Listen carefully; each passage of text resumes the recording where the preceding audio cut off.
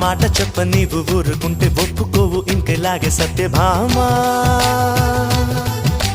నన్ను దాటి వెళ్ళలేవు నిన్ను నువ్వు దాచలేవు ఏమి చెయ్యనయ్యో రామా అనుకున్నా తప్పు కదా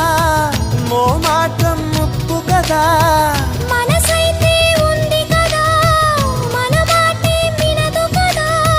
పంతమ్మా అనుకో భయం దేనికో